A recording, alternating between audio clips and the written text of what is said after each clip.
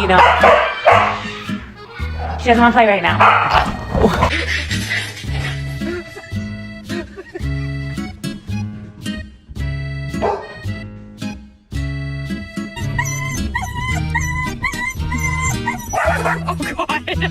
Sit.